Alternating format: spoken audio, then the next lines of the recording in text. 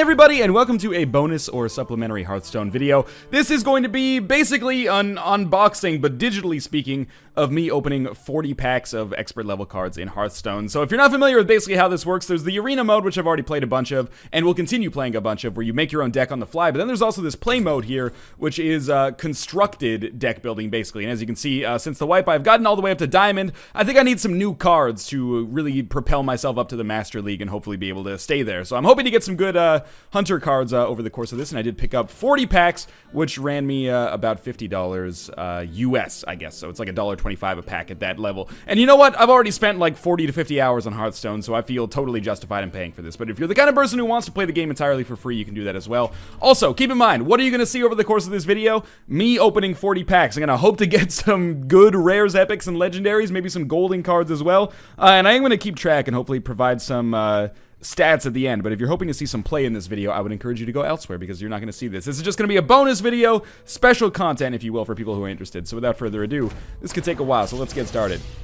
So the way that it works is that every pack of cards in Hearthstone is supposed to contain at least one rare, but you can get better cards. The order of goodness goes from common, rare, epic, and legendary, and then golden cards can fit anywhere in there. So let's see what we've got in our common cards here.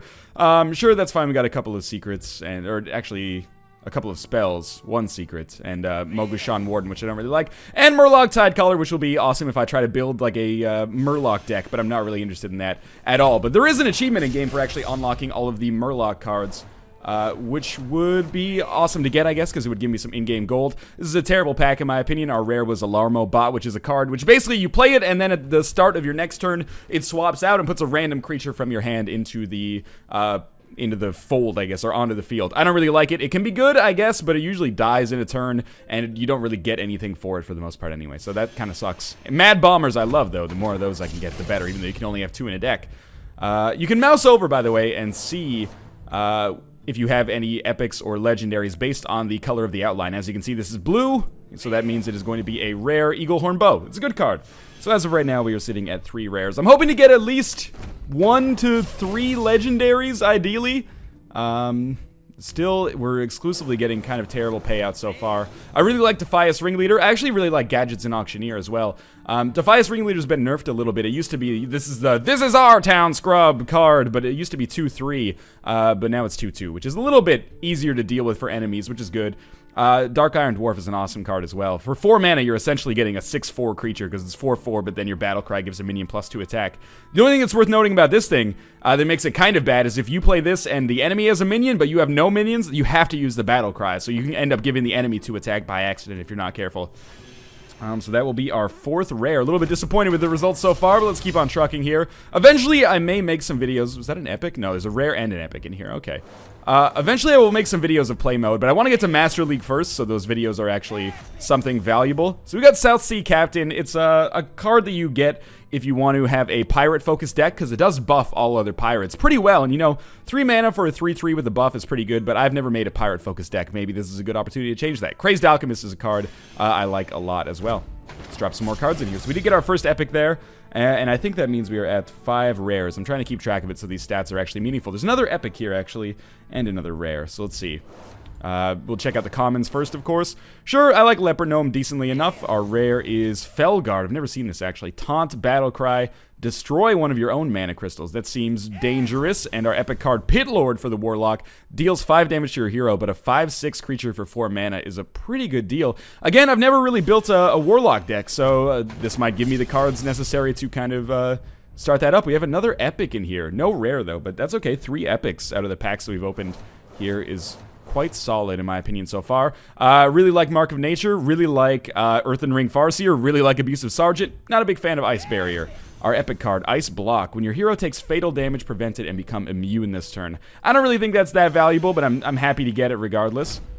I don't really play secret-focused mage decks, but again, part of the reason for that has been because I haven't really had that many cards to do it. So our commons here, I think we've probably seen all of those before if you have watched any of my Hearthstone videos. Worth noting, though, the Priest Lightspawn used to be 0-4, now it's 0-5, so it did get a little bit of a buff, which is a smart idea. Ancestral Spirit is a spell which chooses a minion whenever that minion is destroyed, return it to the battlefield. Well, not whenever, but the first time the minion is destroyed, return it to the battlefield. That seems really darn useful, actually. let us open up our next pack of cards here. We're about a quarter of the way through. Looks like we've got another epic and another rare in this one, which is pretty good. You can't expect to get, you know, epics in like 40% of your packs, I think. Our rare is another Gadgets and Auctioneer. Not a bad card. Probably not my favorite 5-mana card. And Molten Giant is our epic. Costs 1 less for each damage your hero has taken. I like these big creatures that are available for all classes. Molten Giant, not necessarily my favorite of them, but of the Giants, it might actually be my favorite. But there are other big creatures I probably prefer. So there's 2 rares in this deck, actually. So we're up to 10 of those in 10 packs now. We had 1 without any, and then we had 1 with 2. So you've probably seen all those cards as well. And our rares are Ethereal Arcanist, which can be really, really good in a mage-focused, or a secret-focused mage deck. As you can see, if you control a secret at the end of your turn, gain +2/+2. It doesn't stack, I believe, so if you have 2 secrets active, you don't get +4/+4. That would be mental, but it still can get crazy strong, especially if you have taunts to kind of divert the aggro away from it. Injured Blade Master, he's okay. I don't really like him that much. He's a 3-mana 4/4, which is a pretty good deal. You know, that considered, I guess he is pretty good, especially in a priest deck or something where you can heal him back up. Anyway, that is the first 25% of these packs done, so let's keep it going. Happy with where we're at so far. My stats might be a little bit off, but I'm hoping that at the very least they're kind of representative. It looks so far we've had 12 rares, 4 epics, no legendaries, no goldens. Goldens can be hidden, by the way, as you mouse over them. So we're going to get a golden flare here, so I will mark that one down. All minions lose stealth, destroy all enemy secrets, and draw a card. It's basically, it's pretty good because it's 1 mana, worst case scenario, draw a card. Which is not amazing, but it's okay. And also, you know, destroying enemy secrets could be really valuable. Siphon Soul, destroy a minion, return 3 health to your hero. Pretty good. It's basically like an assassinate card from Rogue, but it's also +3 health for you, but it costs a little bit more. I'm okay with that. Maybe I'll build a Warlock deck at some point, because I'm getting some interesting Warlock cards. We have 1 more rare in this deck, so I'll mark that down. Stampeding Kodo. I don't really like it. Your battle cry is basically destroy a small minion, but it's a 3/5 for 5 mana, which is not really that good of a value in my opinion. I've had a lot of opportunities to use that card, and I usually choose not to. Looks like we have a rare and an epic in this one. Let me mark those down. As mentioned, Snake Trap is a weird card as a hunter. It's a secret whenever one of your minions is summoned, or whenever one of your minions is attacked, summon 3 1/1 snakes.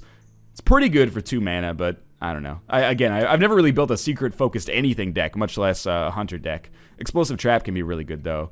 And Sunwalker, you know, 6 mana, it's alright. Taunt and Divine Shield. It kind of reminds me of Argent Commander, which is like 6 mana, 4/5, charge Divine Shield. But anyway, I'd probably prefer Argent Commander just because it gets a little bit of initiative.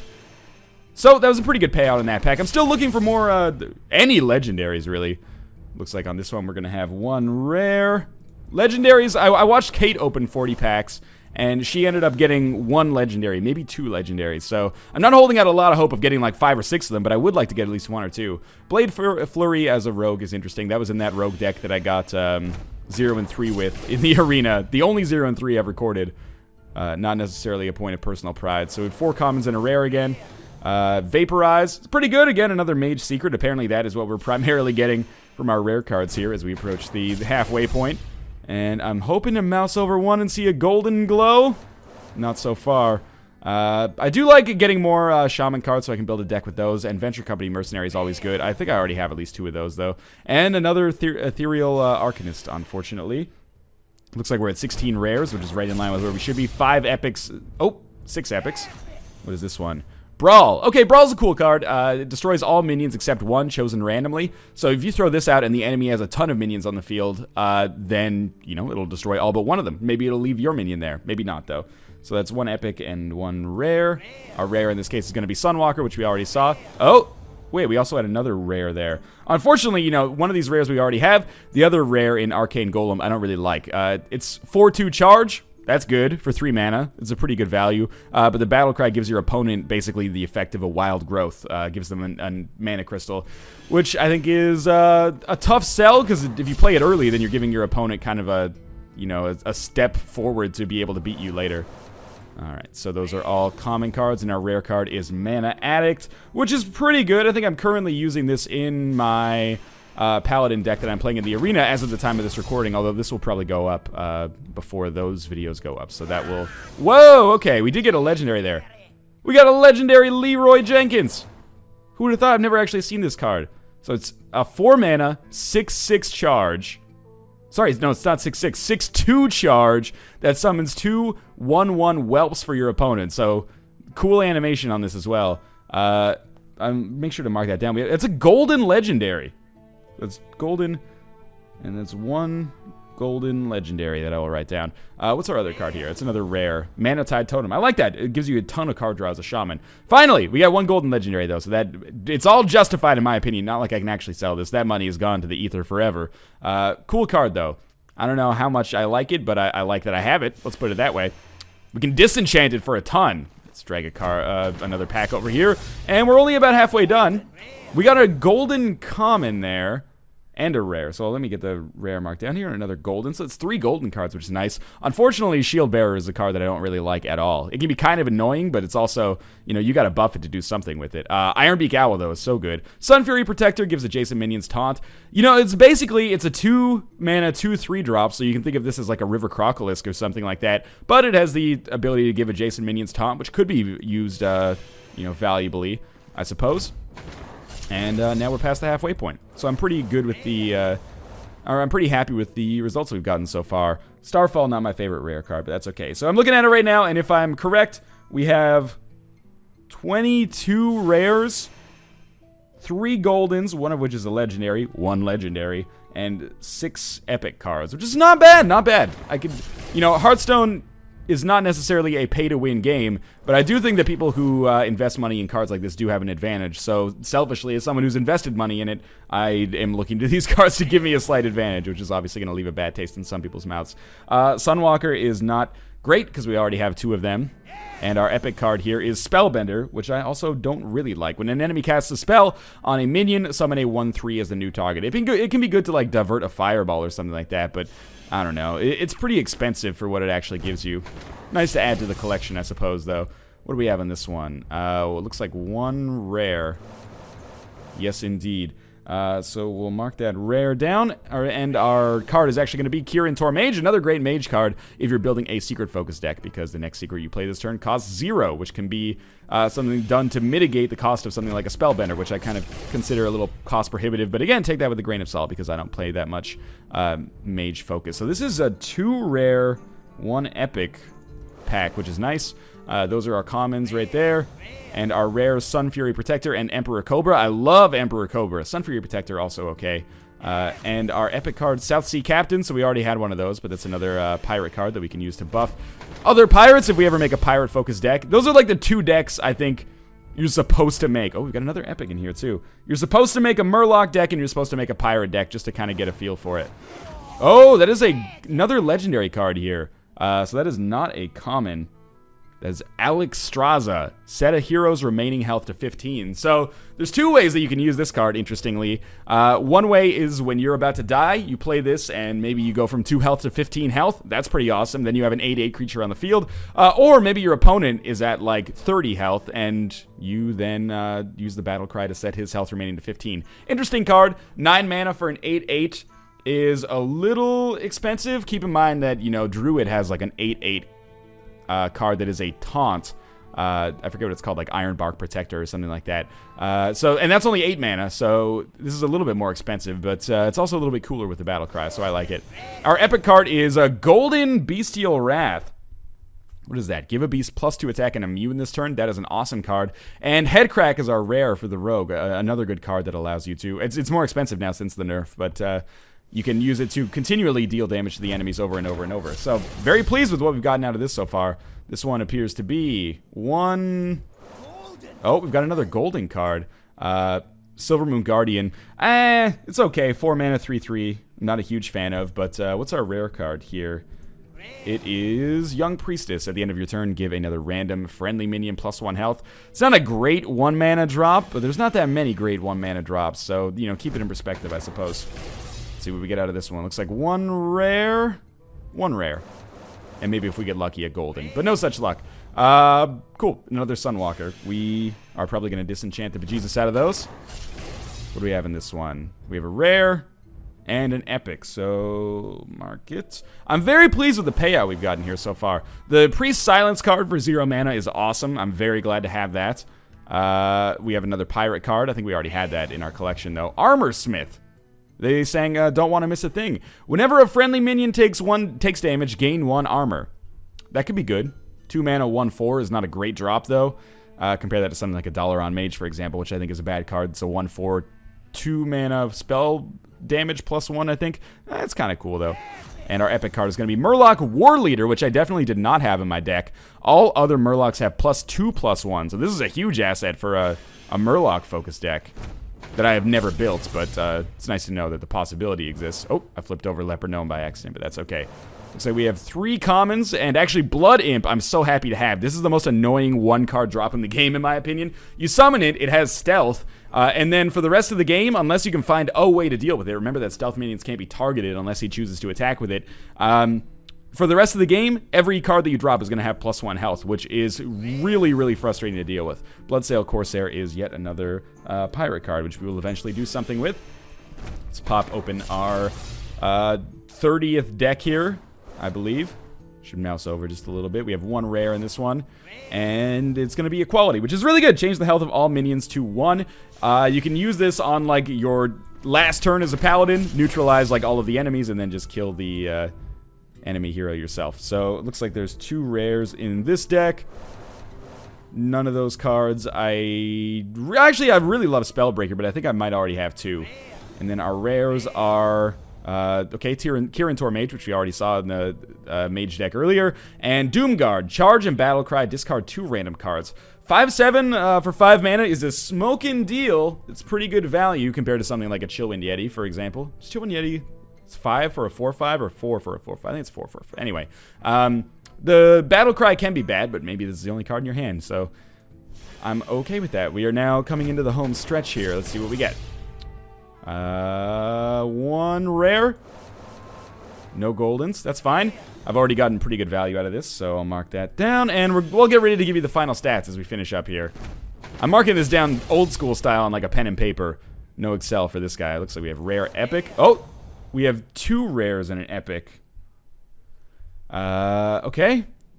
Our second rare, Master of Disguise. It's okay. 4 for a 4/4 is already a pretty good deal, and then the ability to give a friendly minion stealth. It's alright. Ravenholt Assassin I've never taken just because 7 mana for a 5 health creature is a little scary, but the fact that he has stealth means you can use him either to pick off an incredibly high mana cost minion of your enemies, or maybe you could have him come out of stealth and then buff him and he'll survive, or you could use him for a killing blow on the enemy hero because it's going to be very hard to stop him. And our epic card is Earth Elemental, which is one of the more frustrating shaman cards to deal with. I'm happy to have it, even though I've never really built a good shaman deck. 5 mana for a 7/8. It does cost you 3 extra mana on the next turn, but it's really good. Plus it has taunts. And if you get that out early, like on your 4th or 5th turn, it is an incredibly frustrating thing to have to deal with. Looks like we have 1 rare in this deck. And it's going to be Explosive Shot, which is a card that I really love as a hunter. Essentially 9 damage for 5 mana, which is a really good deal. And we have 1 rare here, and 2 rares. 2 rares, okay. Just tabulating the final stats, more or less. Happy to get a second Silence here. Happy to get another Bloodsail Raider, because I'm probably getting closer to being able to make a good pirate deck. And Eaglehorn Bow is a great card. Knife Juggler is also amazing. I really love using Knife Juggler. It's a 3/2 drop that also has an incredible power that you can use, or an aura, I don't know what you call it. A superhero ability to cause some real problems for the enemy. Eaglehorn Bow is an awesome card as well. So, we have made it 7/8 of the way through this gauntlet here. Looks like this is another 2 rare deck. And where are the rares? Up at the top. Summoning Portal, really good as a Warlock. Sense Demons can be okay too, but mostly touching on rares. Okay, Pint-Sized Summoner, very happy to have. This could be one of the best cards in the game. It has been nerfed. It used to be the first minion you play each turn costs 2 less. Now it's just 1 less. So it's not as good, but it's still really, really good. Consider that, you know, for 2 mana, you could also summon a Bloodfen Raptor or something, which has 1 more attack, but loses this buff. This can really change the nature of the game if you keep it alive for a few turns. Misdirection, when a character attacks your hero, instead he attacks another random character, can be good. You're subject to the whims of the RNG, but it could save you from dying and maybe deflect that damage onto an enemy minion that was going to be a big problem for you. I prefer Explosive Trap greatly to that, though, for the same cost. This looks like a 1 rare deck, and that's fine. Looks like we got a lot of spells here. And our rare is going to be Master of Disguise, which we already had one of. Alright, only 3 packs remaining here. So, we have two rares and an epic. That is a good payout. So we'll pop open our commons first. Sure, those are fine. Flesh-eating ghoul can be okay sometimes. Oh, it's a golden rare, Keeper of the Grove. I actually really, really like that card. I played it in my Druid deck that I had my best arena finish ever with, and I really like the ability to get the silence out of it. 2/4 is not great for a 4-mana creature, but the silence can potentially be extraordinarily valuable, so I like it well enough. Our other rare is going to be Feral Spirit, which I don't think I've ever seen. Summon 2/3 Spirit Wolves with Taunt, and then it costs us a little bit of mana on the next turn. That seems pretty good. Although, having not played it myself, I don't know. And Mountain Giant. This is another one of the giant cards. This one costs 1 less for each other card in your hand. So if you have a lot of card draw, this can be something that you can play on the cheap. Otherwise, there might be better options. In my opinion, at least. Remember, this is all just one man's opinion. And we've seen all of those cards before, I think. SI7 Agent can be pretty annoying because as a rogue, you can combo into him and then his combos deal 2 damage. So 3 mana for a 3/3 minion is pretty good, but then with the Battle Cry, that compares to something like Stormpike Commando. So that's a 5 mana, like 2/5 creature, I think, or a 5 mana 5/2. I can't remember. Anyway, final pack here. So we're coming close to the end. And we are going to have, I don't know if I actually wrote down the stats on that one. That's fine. We have 1 rare. So I'll pop that one down, and doesn't look like any surprise goldens. Our final rare is going to be Questing Adventurer, which is another good card. All right, there's all 40 packs done. We do have some Arcane Dust that we can make. We can get an extra 210 Arcane Dust, so we might as well get that. Fantastic. And we'll exit out here, and I'll just talk about what I actually got there. So I'm going to total it up. Looks like on rares we have 5, 10, 15, 20, 25... 45, 47? That seems like a lot, but we did have a few packs with 2 rares. 40, did I actually count that right? It's either 47 or 42, I apologize. Epics appears to be 12. We had 2 legendaries, one of which was golden, and 6 golden cards in general. One of which was legendary, and one of which was rare, I think. So that's pretty good. I hope you've enjoyed this bonus video. This is not meant to be a real episode of Hearthstone. This is more just a supplement to the series, and this will not take the place of another episode in the series. So if you liked it, make sure to click the like button. I hope you guys enjoyed it. I will do some play mode stuff with the decks that I create from these packs later in all likelihood, once I get up to Master League in all hopefulness, assuming I actually make it there. And of course, if you want to see more Hearthstone stuff, including, you know, playing the actual game, make sure to subscribe either in the outro or at the link in the video description, so you can see those videos delivered to your subscriber feed every single day. And again, looking forward to seeing your comments on how you thought these packs shook out for us. This is the only episode of Hearthstone where I don't believe I made any major play mistakes, so let's take that as a silver lining. As always, thanks for watching. I hope you guys enjoyed the episode, and of course, I'll see you next time.